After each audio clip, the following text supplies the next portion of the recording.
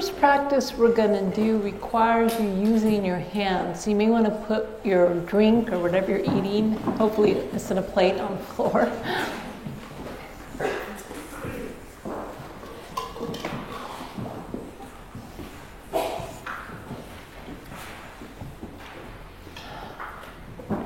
Okay, so as I said, touch is a really powerful communicator of care. If you think about it, when a baby is born, they don't have language for the first couple years of life, and one of the most immediate ways that the baby and the parent communicate care is through touch. And so we know it's a very powerful signal of care. There's actually great research that shows you can put your hand through a box and not see who's on the other side and have someone touch you, and you can very easily tell, is that an indifferent touch? Is it a caring touch? Is it an aggressive touch? Is it a kind touch? So our bodies respond to touch. Again, it's pre-verbal. So it's really useful to find a type of touch that works for us, that helps communicate safety, kindness, support, so that sometimes when our head can't go there because it's too full of the storyline of whatever's wrong with us, we can actually use touch as a way to signal to our bodies that we care, and it can actually trigger the parasympathetic nervous system, help us calm down, and then it actually makes it easier for our heads to follow.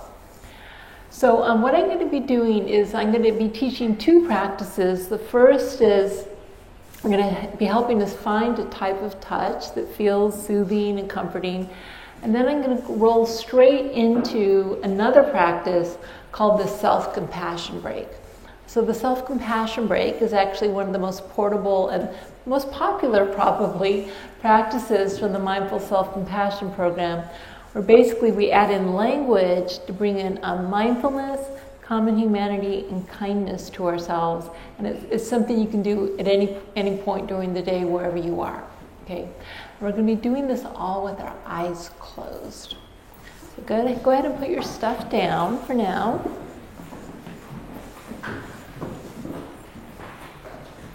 All right. And we're going to close our eyes for two reasons. One, so we can kind of go inward to our own experience, and also so that we don't feel self-conscious of other people looking at us. So we all have our eyes closed. All right. Maybe just take a deep breath, or just to recenter after that exciting break.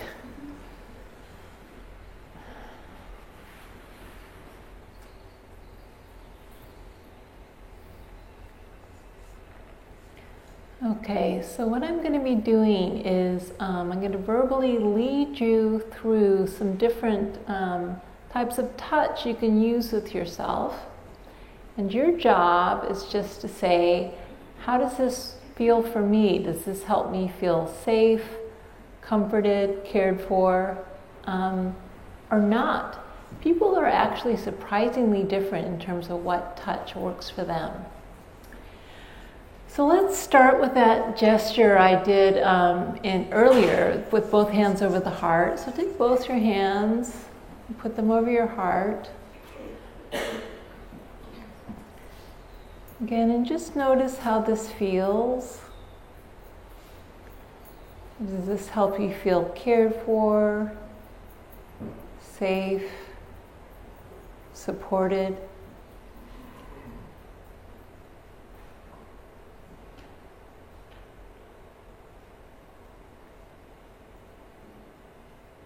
Okay, probably for the majority of people this one works, but for almost half it doesn't.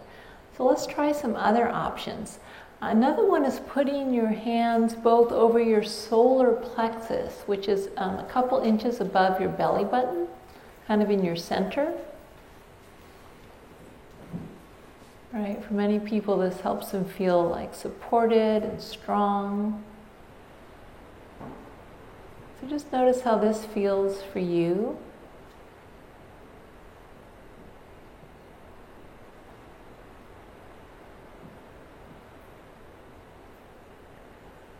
Some people like cradling your own cheeks in the palms of each hand, like you're holding the face of a young child.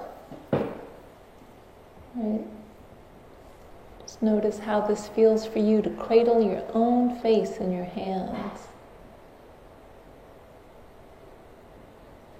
And you can try this with 2 hands, or sometimes just leaning into 1 hand.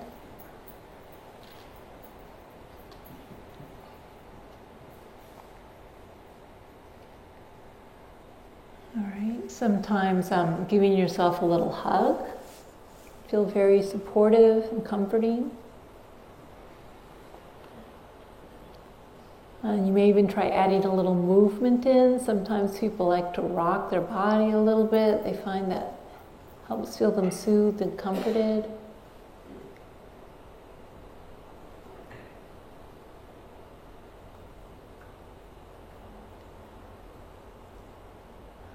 Sometimes when people feel they need to have some strength to feel safe, you can actually try putting a fist over your heart and put the other hand over it, kind of a strength with love gesture.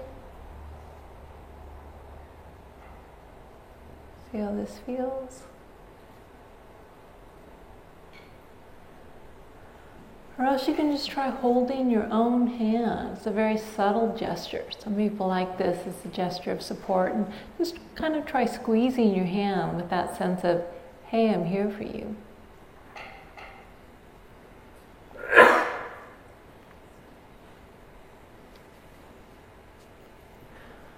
Okay, so take a few moments to just try them all out. We're going to maybe have 30 seconds of silence. And just try the various types of gestures out. Maybe make up your own. And see if you can settle on one for now that you're going to use in the next exercise, actually, that helps you feel safe, supported, and cared for, whatever that is.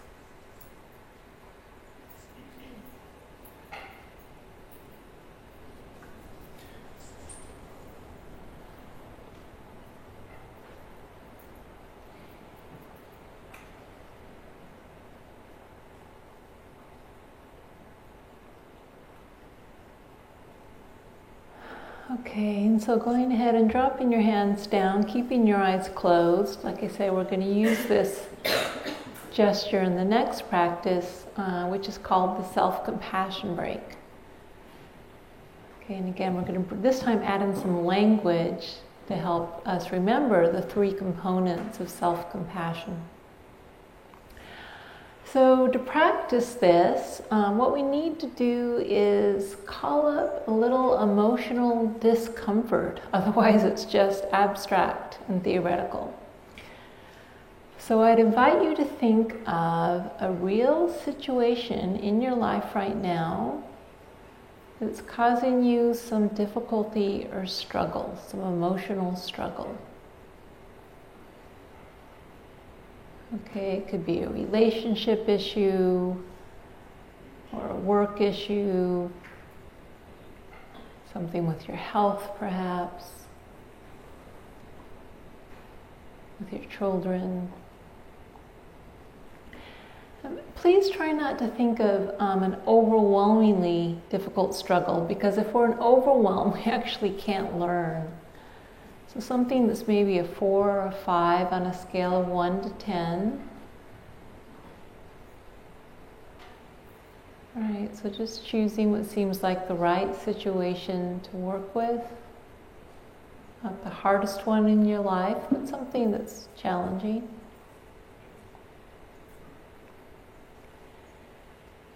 And go ahead and call the situation to mind. Okay, so what's happening?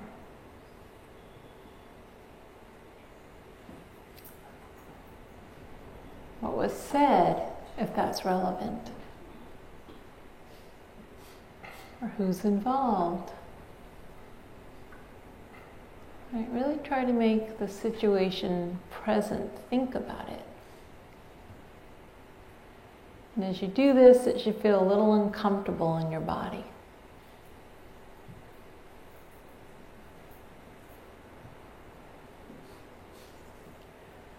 Okay, so I'm going to be saying some phrases, and I'd like you just to let them drop into your awareness, and then I'll be inviting you to find your own way of talking about these 3 components of self-compassion in a way that works for you. So again, thinking about this situation,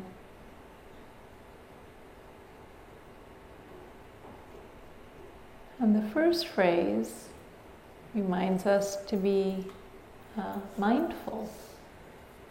This is a moment of suffering or of struggle. All right, so you can really turn toward this and find some language to validate and acknowledge this is really hard right now.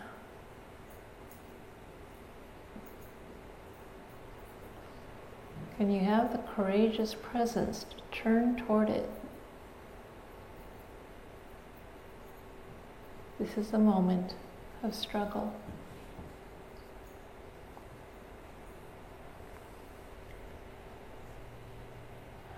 Then we want to remember our shared humanity, right? Struggle and challenge. This is part of life. It's part of being human. Everyone struggles. And so again, see if you can find language that works. Remind yourself of common humanity. Maybe something like, of course I feel this way. It's so natural to feel this way. Or, I'm not alone in this.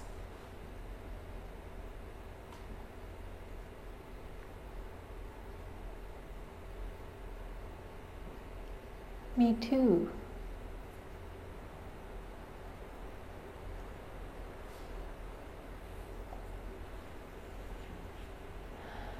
And then we want to bring the kindness in. And so to do this, we're also going to use our supportive touch that we just found. So hands over your heart or elsewhere. All right. And first of all, see if you can just convey a sense of care and support through your touch. You know, touch yourself like you mean it.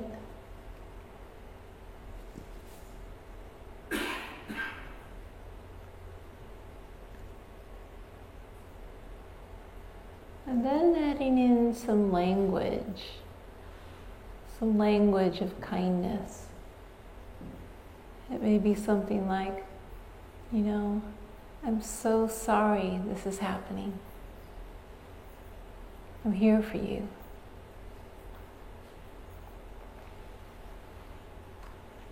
Or it's gonna be okay.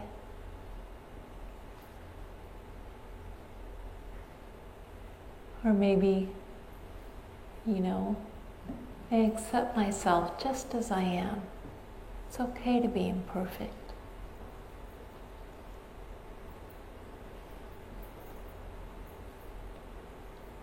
And you actually may want to think, what if you had a close friend who was experiencing the exact same situation you're experiencing? Right? And maybe think about what types of things you would say to your friend and what tone of voice you would use. Then try it on with yourself.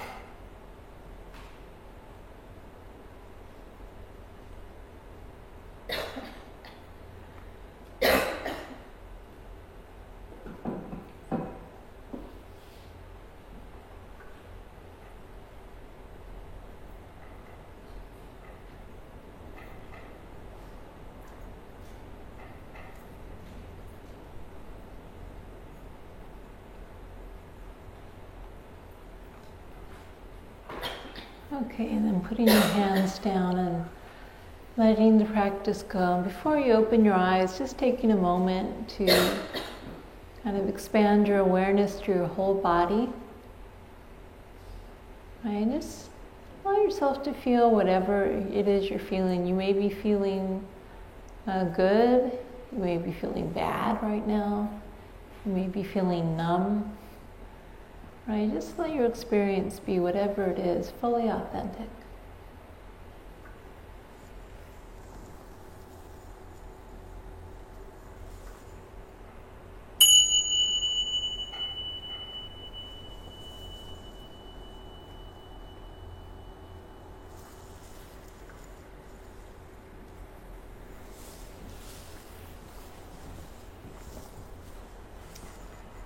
Okay, so again, there was two practices that can be used in combination or separately. Touch, which you can use anytime, and then finding language to remind yourself of mindfulness, kindness, and common humanity. So I'm curious if anyone has anything they'd like to share about your experience. Maybe if you can kind of keep it away from real intellectual questions. Just kind of what happened for you as you did that, maybe with the soothing touch, or remember when we brought in the mindfulness, this is a moment of suffering, common humanity is part of life, and then the kindness. Is anyone willing to share your experience? Yes? I found that it especially helped when I thought about what I would say to someone else, Yes. and then I said that to myself. It Right. really felt like a big shift. Right. You knew what to say. You just never thought of saying that to yourself. Yeah, thank you. Anyone else? I actually had kind of an odd experience during the soothing touch part, just because one of the things you suggested we try actually kind of triggered a bad memory for me. Yes. So you refer that one, that's not the one for me. Yeah, which is good to know, right? And we're actually going to talk about that as common, but yeah, different touches work for different people, so it's good you're paying attention. Yeah. Yes? I remember a picture of me when I was 3 years old, and I would always do this, kind of instinctively. So fascinating to me to kind of experience it visually, but that you have that. little, I've done that. Right, wonderful. And actually some people, they find it's helpful when they do something like the self-compassion break is to think of themselves as a child. It works for some people, it doesn't work for others, but we often have a lot less judgment of ourselves as children, so that can be helpful. Right. Yes? For me, when we sat down and talking to ourselves, I told myself, I'm here for you. It just brought up this tender moment, and it brought me to tears. Yeah, beautiful. Thank you. Yes?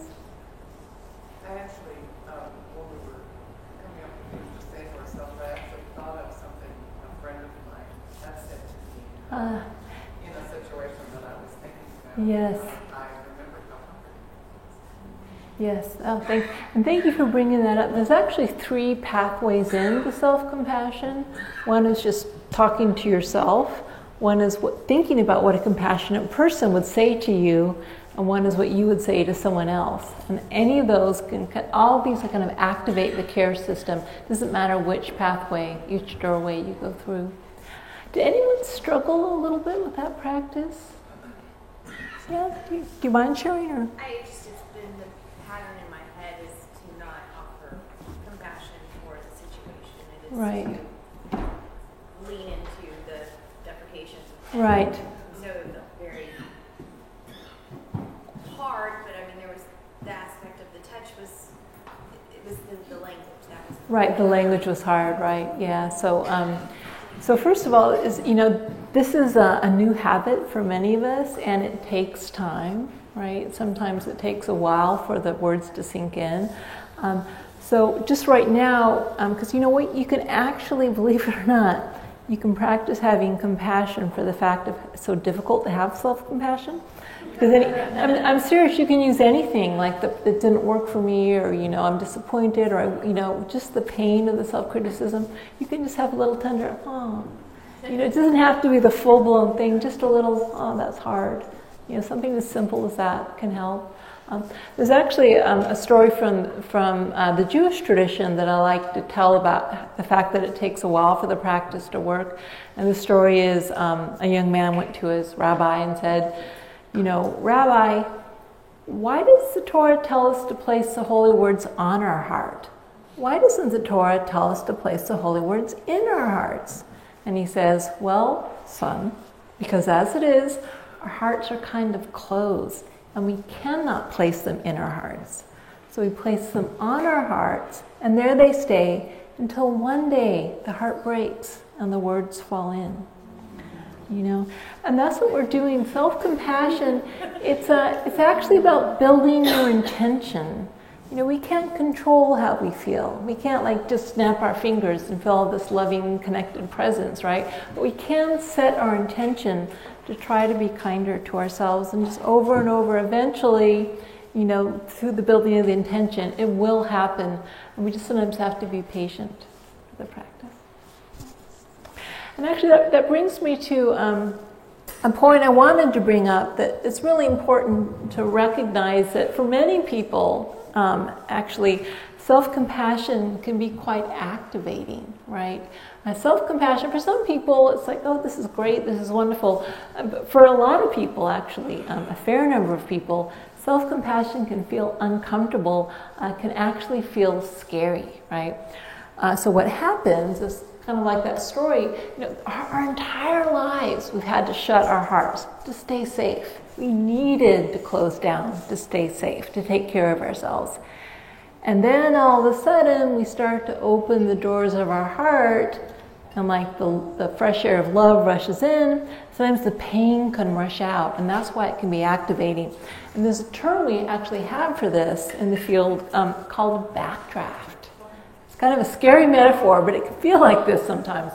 Backdraft is a firefighting term, and the idea is, you know, when firefighters go to a house on fire, they don't just fling open the doors of the house, because if all the oxygen has been consumed by the fire, the fresh air rushes in, the flames rush out, and it can be quite explosive. There's actually a film with this term.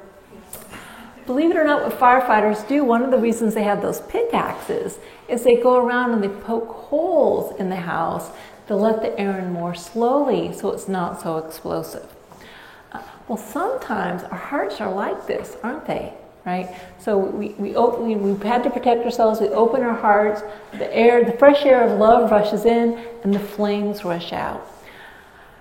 First of all, this is actually a good sign. I know it doesn't feel like it. It feels like, you know, a lot of people, they do this and they feel horrible and they think that I'm doing it wrong. It actually means you're doing it right. It means you're opening the door of your heart, but it just sometimes you have to go a little more slowly. My colleague Chris, he's so cute, he says, don't worry, eventually kaboom becomes kabloom. Right? Because again, this is just part of the transformation process. At first it hurts, but it doesn't have to be so scary. Actually, a less scary metaphor is, those of you from Texas won't know this, but anyone grow up in a really cold climate where they had to shovel snow? Right, so if you shovel snow, I didn't, but when I hear you shovel snow and your hands freeze, and then, so when you go inside when it's warm, your hands hurt as they thaw out. And that's another metaphor. Our hearts have kind of gone numb, and then when they start to warm up with the kindness, they actually hurt at first. But it's a good sign, right? So what's happening is that it's a natural process, right? There's a few things about this. One is, when we give ourselves unconditional love, we immediately remember all the conditions under which we are unloved. And also, love reveals everything unlike itself. So it's like we give ourselves love, and all the pain of, you know, when we weren't loved or we weren't accepted or we criticized or we felt unsafe, it just naturally comes out. But it's actually a good thing, because the pain is finally seeing fresh air and it's starting to leave us. When we keep it all bottled up inside, I mean, we could function, but there's a lot of negative consequences. It can get worse, and we can be disconnected, and it can have a lot of negative mental health consequences when we bottle it up. But the thing to remember is to go slowly, right? So you can be like that fireman with the pickaxe and just let a little bit of air in at a time. You don't have to like fling open the doors of your heart and like let it all in. For some people, it's just too vulnerable. So you can just, you know, open it a little bit and then close down for safety. Open it a little bit and then feel safe. We actually, the foundation of self-compassion practice is safety. And if you ever feel really unsafe, if you ever feel overwhelmed, the idea is you want to pull back a little bit and go more slowly. It's not like the first one who gets to self-compassion wins, right? It's really a process. It's a process. So the first thing is, it doesn't mean you're doing it wrong if you get backdraft. It means you're doing it right. It's normal. It's natural. But what you have to ask yourself, if you're feeling backdraft, is, what do I need right now? Okay? So what do you need? First of all, believe it or not, mindfulness is actually a really good antidote to the overwhelming feelings of backdraft. Mindfulness, first of all, just calling it backdraft can mean, instead of like being lost in it, it's like, oh, I see, you're experiencing backdraft.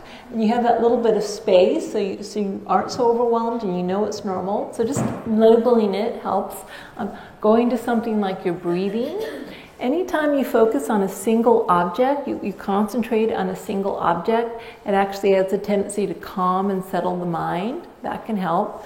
But sometimes the most self-compassionate thing to do is to stop practicing self-compassion mentally and emotionally and do it behaviorally, right?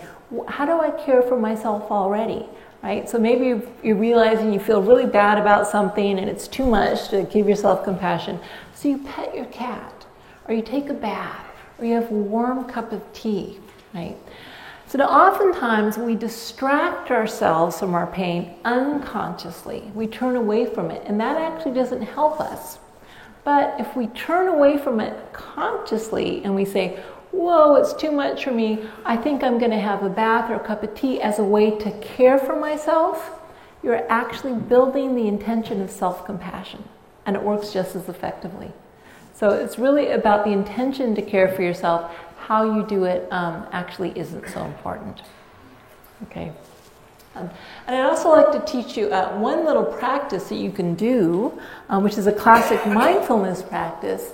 But it's really good if you're ever feeling a backdraft or any type of overwhelming emotions. There's actually research on this practice that shows it calms down amygdala reactivity, and it's dead simple. You can do it anywhere, anytime. It does not take a lot of work.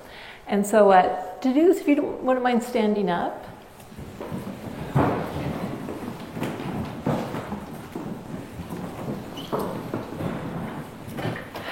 Very simple practice, right?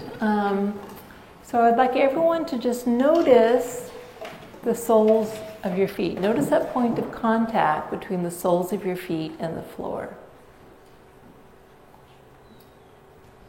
Right, feel that kind of pressure, warmth. And then slowly start to move your body from side to side, and notice how when you move your upper body, you register it as changing sensation in the soles of your feet.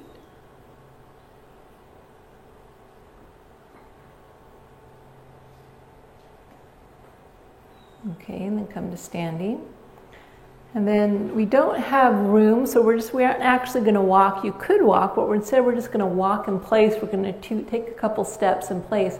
And notice, as you do this, just notice this is changing sensation in the soles of your feet. As you lift one leg, the pressure changes. The pressure changes with the leg that's still standing. Okay, and then just come back to standing. That's it. Not rocket science, right? But very, very powerful. So for instance, a lot of therapists, if you have a client who's disassociating, they might have them do this practice. But you can do it with yourself at any time of day. Why is it so effective? One is, again, anytime you focus your attention, that's the mindfulness, it actually calms and settles the mind. I have a couple other reasons why it probably works. You're getting your attention away as far as possible from your brain, which is the source of the problem, and you're also literally grounding yourself to the earth. Okay, so that's one practice you can do if you get backdraft or you ever feel overwhelming stress. You can do it any time of day. Okay, you can have a seat. All right.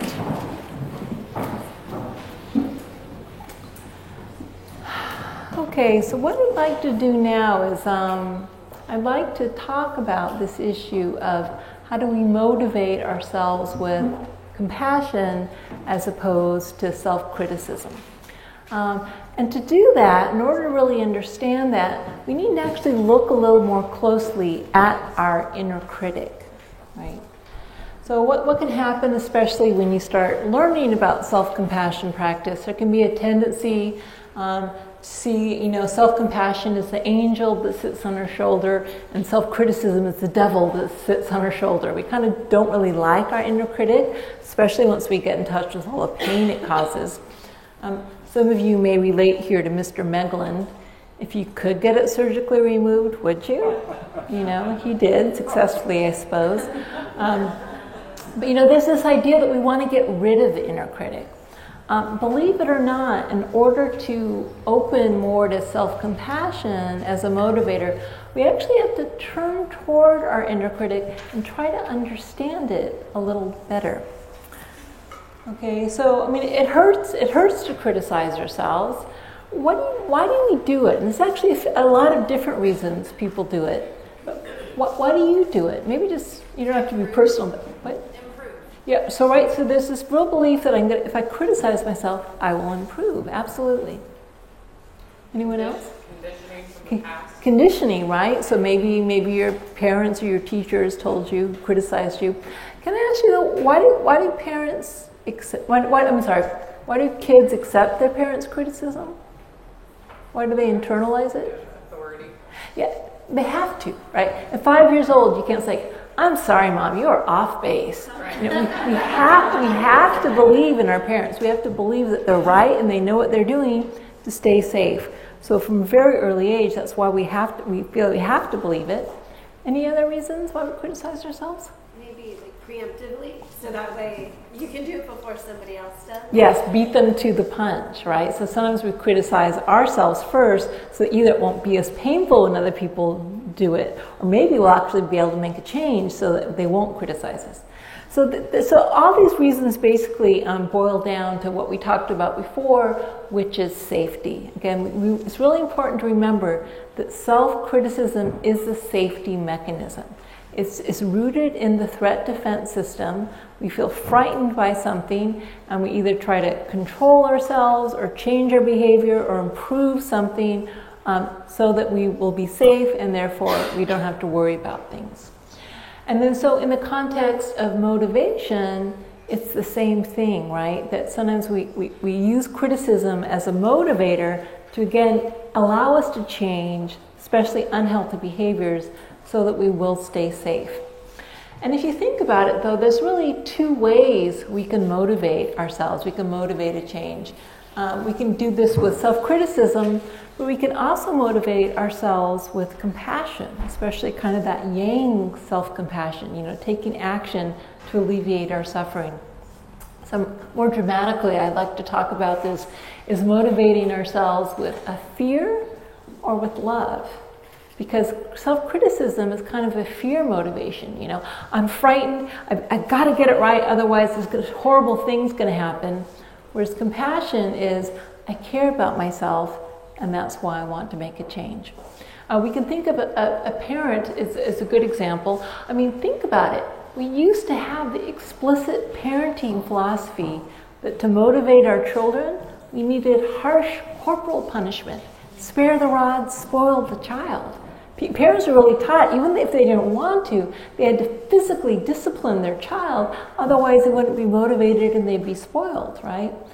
And so most of us have dropped that philosophy with our kids, but we still have it for ourselves. But I think the parenting metaphor is useful to think about how these motivations work. So let's say your child comes home from school with a failing math grade. Maybe your daughter comes home, she's 12 years old, and she has a failing math grade. Well, you've got two ways to motivate her to get her grades up. One is the fear approach, the critical approach. Your daughter comes home, shows you the report card, and you say, "I'm ashamed of you. You'll never amount to anything. Good for nothing loser. You better get those grades up." And you're laughing, but you should be cringing because some children are motivated that way. And even if they aren't, isn't that exactly the type of thing we say to ourselves? With that same kind of hit? I'm ashamed of myself. I'm no good. Like that kind of harshness. We often do that with ourselves. What's likely to happen to that girl if her parent tries to motivate her that way? Keep failing. Well, she'll probably will try because, she just wants that to happen again, right? What are the consequences to her? Mother hates me. Yeah, she'll feel bad about herself. She'll feel resentment. Years of therapy. Yeah, years of therapy. But eventually it'll probably undermine her self-confidence. She may decide math's not for her, maybe she'll do something else. And she also might develop a test anxiety, performance anxiety. Could you imagine, about taking the next time she takes that test, the parent's voice is going in her head? That's going to undermine her ability to do well. So, and again, this is exactly the way we try to motivate ourselves, and we have the same consequences as we would if we said that to a young child. So let's say the parent tries to motivate the daughter with love. First thing the parent does when that girl comes home is, oh man, bummer, give me a hug, ouch. You must feel so upset. Hey, it's okay, I love you anyway. So the first thing you do is show unconditional love and acceptance. But a compassionate parent who cares about their daughter, would they just leave it at that? Oh, well. No. A compassionate parent would say, listen, it's okay, it happens to everyone, but I know you want to go to college, we're going to need you to get your math grades up. What can I do to help? How can I support you? I believe in you. Maybe let's see what went wrong in the test. Let's look over it and see the mistakes you made. Let's learn from them and try to correct this, maybe with a tutor or whatever. That would be a compassionate way to motivate the child with love, and the consequences are probably going to be much more effective in the long term. Okay? And so we can actually learn to do the same thing with ourselves. We typically motivate ourselves with criticism. It's kind of what we are taught to do. We aren't really taught any other way. We can actually learn to take this second approach. So we're going to do an exercise where we practice this. And this is a writing exercise. So I hope everyone has a few sheets of paper this is going to take, probably, and something to write with.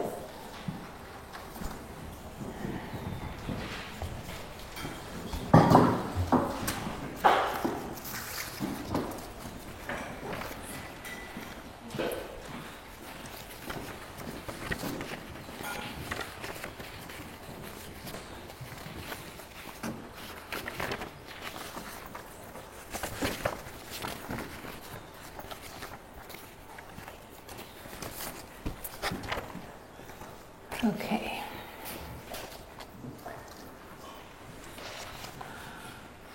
So the first thing I would like you to do is to think about a behavior that you habitually engage in that you actually would like to change because it's causing some problems in your life.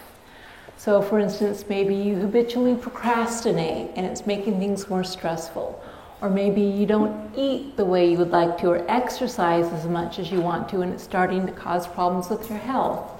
Or maybe you're very irritable and it's causing problems at work or at home, right? So again, choose some behavior and do a behavior. If your problem is your feet are too big, sorry. Something you actually could change and that's causing problems. So please write down what the behavior is and then also the problems it's causing in your life.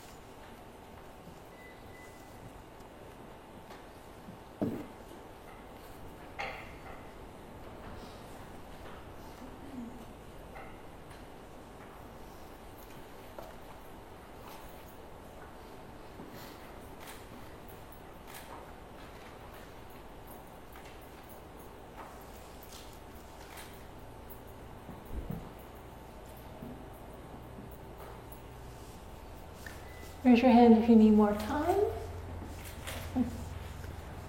Okay, most of you are there. Again, just what the problem is and the problems it's causing. So now I'd ask you, when your inner critic shows up with this behavior, how does your inner critic express itself? So some people, it's with a language. And if that's the case, write down what your inner critic says. Sometimes it's tone of voice, like a really kind of harsh or cold tone. Some people, it's actually not language. It's more like a numbness, or like a cold steel wall comes down. That's how it expresses itself. Or sometimes it's just like a sense of disappointment. So how does your inner critic express itself? Write that down.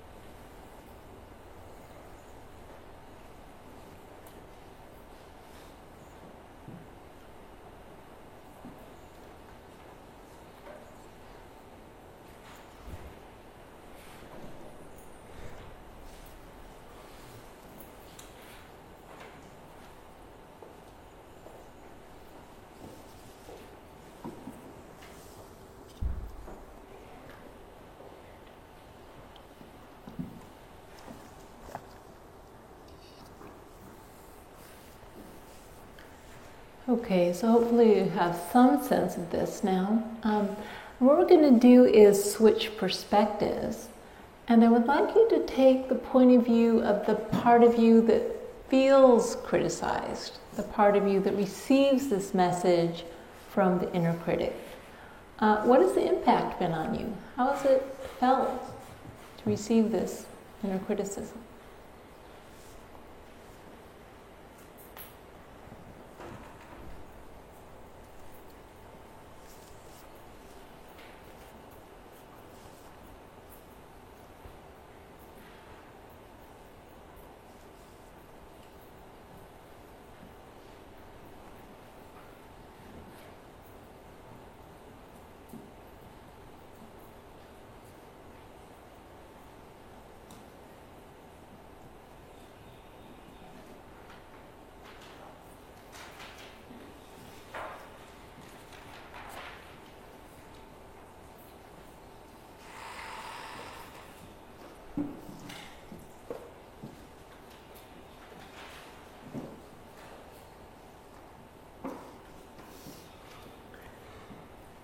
And if it feels right, you may want to try writing some words of compassion to the part of yourself that feels criticized. Maybe some validation. Wow, it's been really tough. Some words of kindness or care. So write some words of compassion to the part of yourself that feels criticized.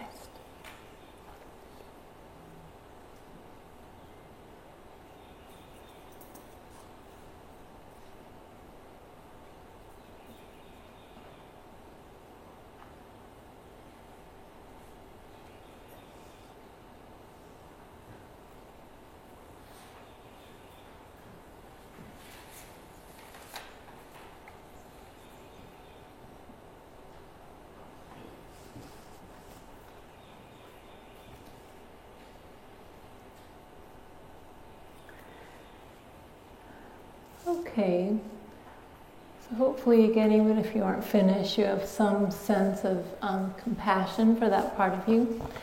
And now we're going to switch perspectives again, and I'd invite you to turn toward your inner critic with some interest and curiosity and ask yourself, what's my inner critic trying to do here?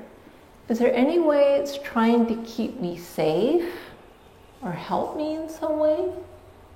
You know, even if maybe the end result hasn't been that helpful, you know, what's motivating your inner critic? What's it trying to do?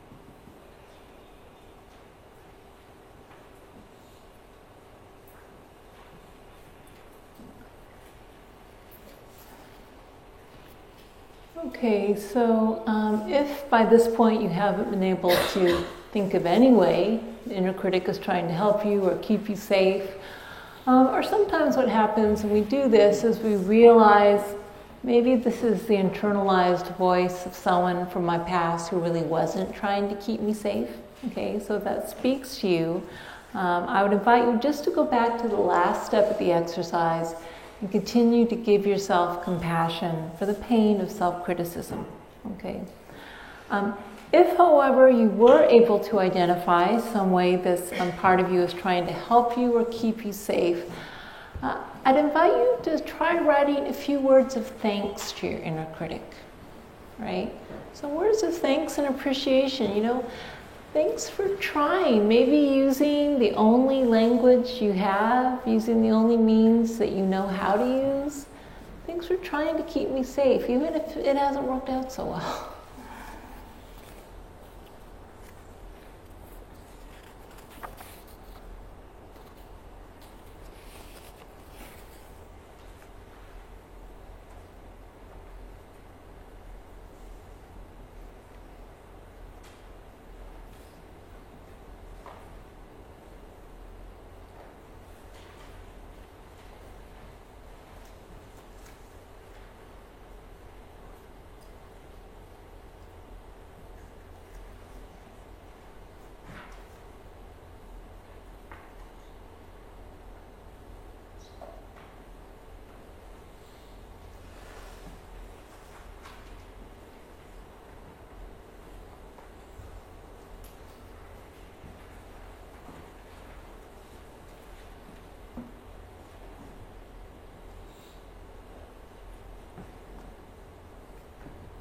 Only supposed to be a gratitude for this inner critic.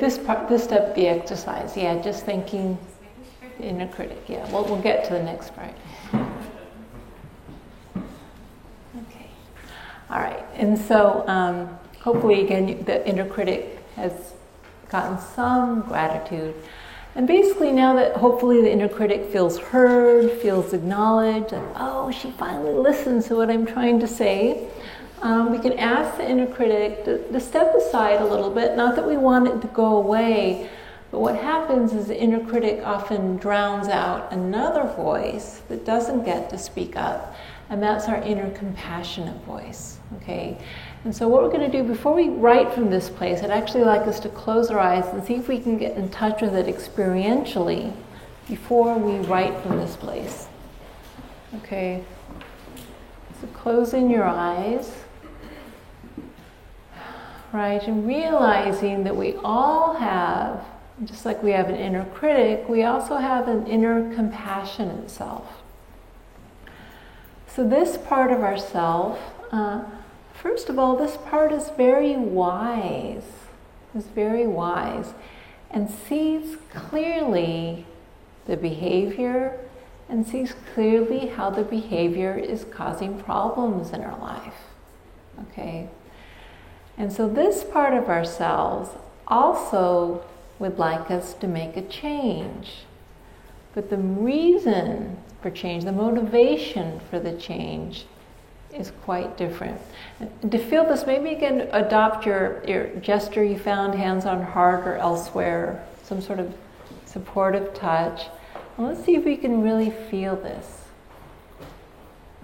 Okay, so our inner compassionate self would like us to change. It wants to motivate us because I love you and I don't want you to suffer. That's why I would like you to try to make a change. Because I care, I deeply care, and I see this behavior just isn't working for you. You know, so can we think of creative ways to make a change?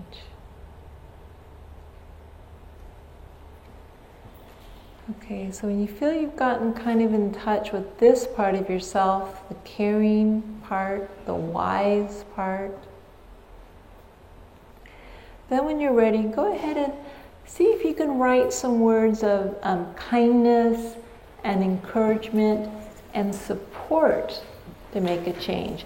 Maybe using constructive criticism that would be helpful as opposed to harsh self-criticism.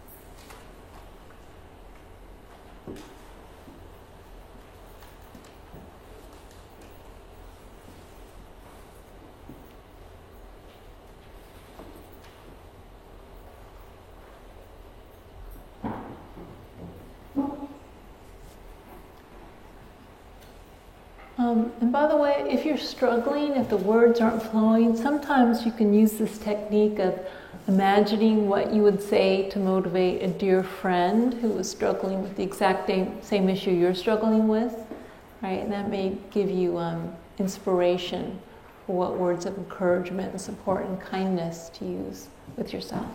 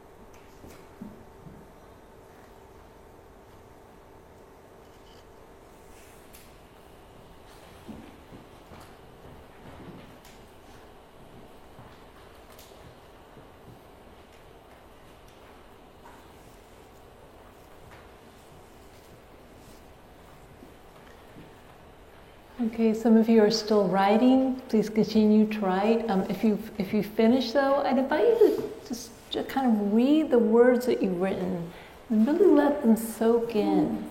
Let them soak in. How does it feel to be encouraged and supported by yourself?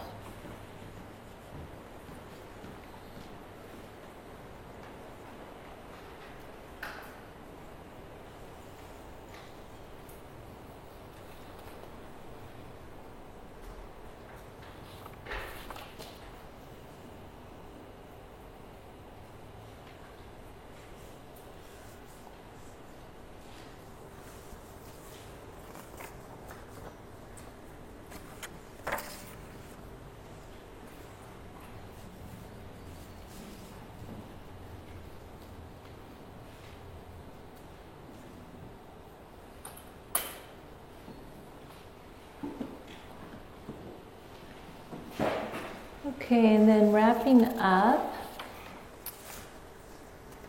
for now. You can work on this later.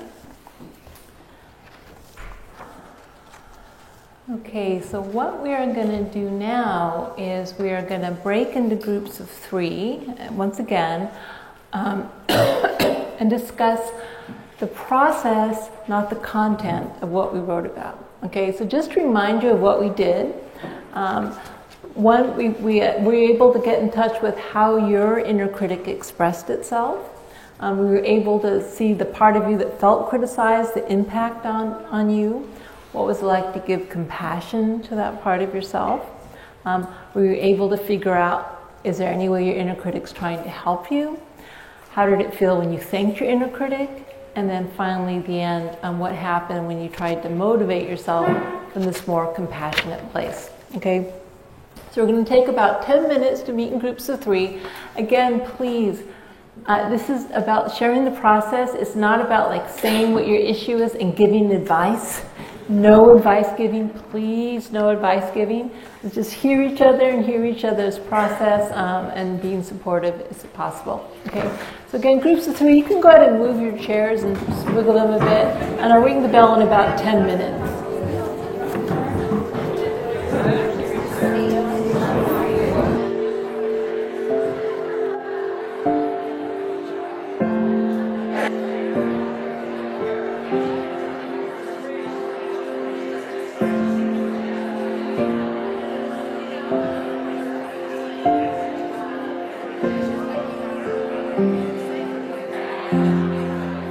Okay,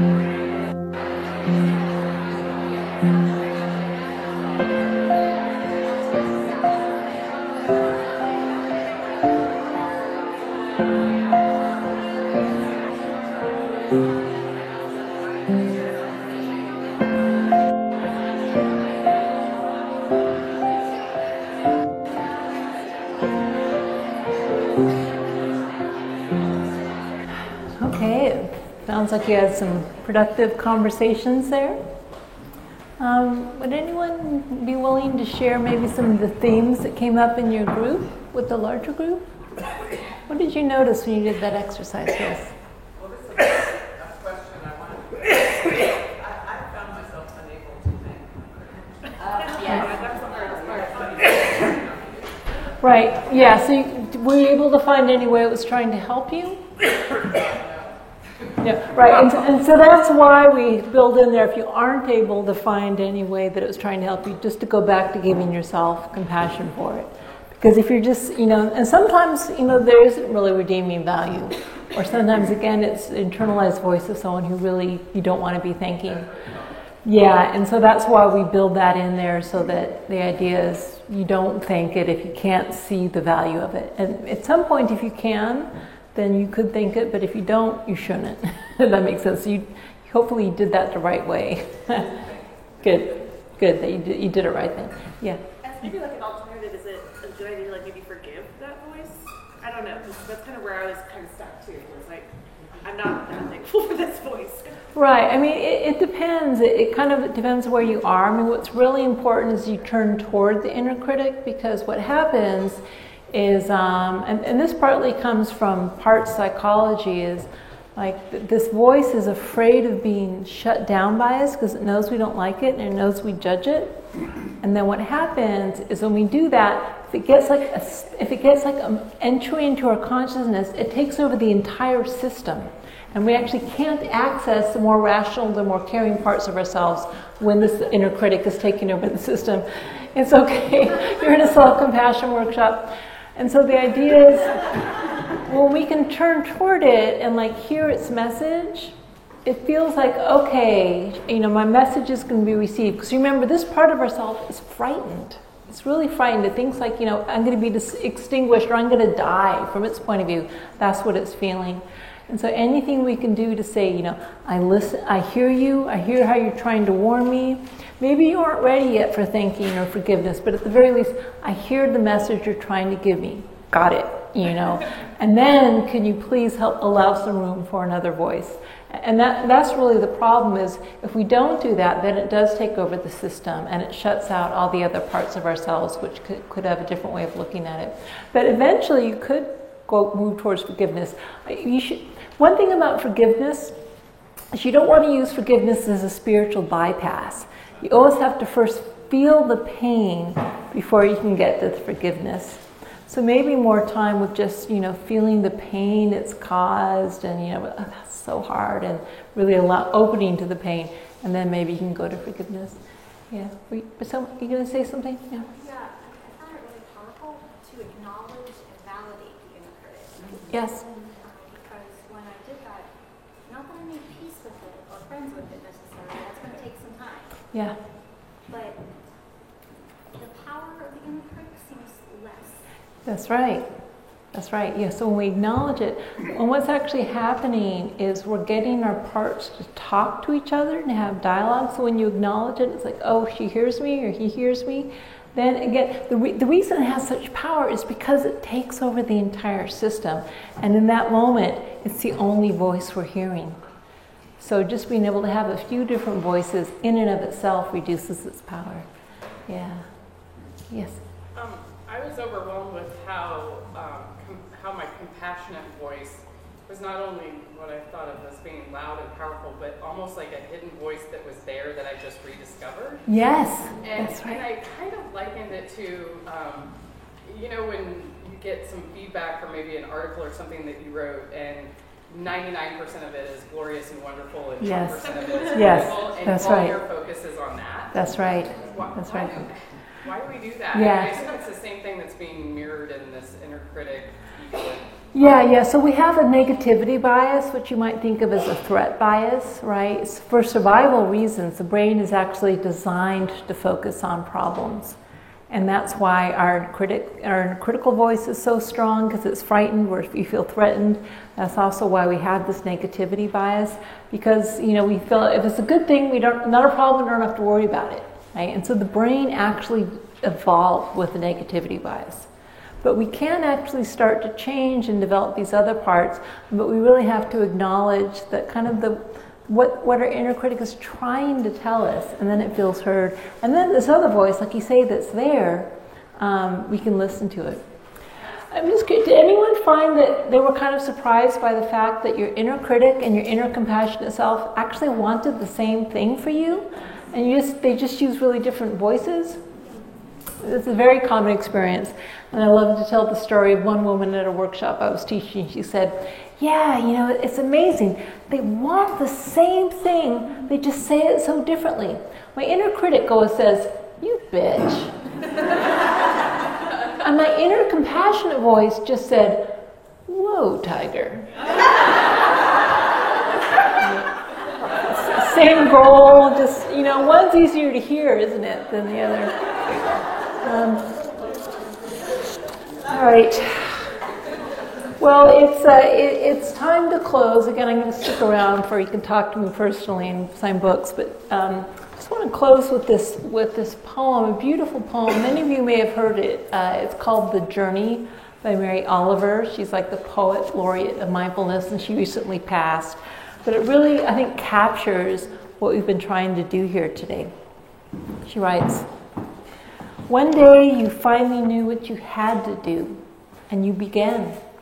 Though the voices around you kept shouting their bad advice, though the whole house began to tremble, and you felt the old tug at your ankles.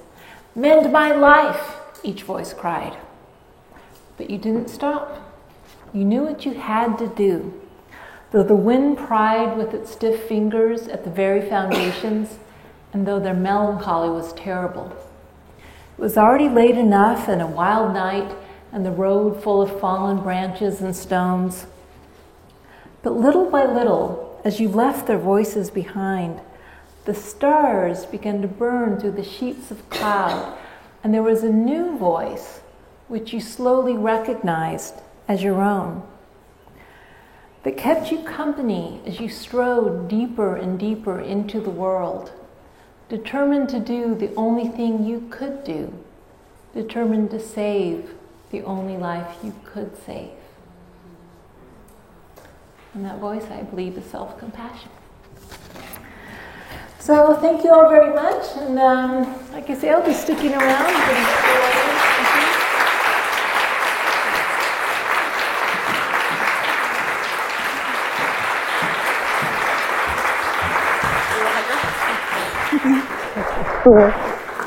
Very special, very special. We are thrilled to offer you time to get your book signed by Dr. Neff very graciously. Table with the flowers over there is set up for book signing. Austin Eastsider has donated some really great drinks for us to enjoy. We also have a bit of wine and beer to go with that if you're, cider's great, but some of you might prefer a glass of wine, so we got a mix for you. So that's here. That will be appropriately in the bar.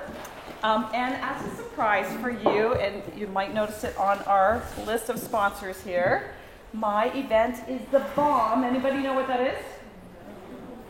It's a photo booth, so that is being set up right now. So what I'd like you to do is to go get a picture of your compassionate self that has just emerged back there at the photo booth during our cocktail hour. This is our daughter. How cool is that?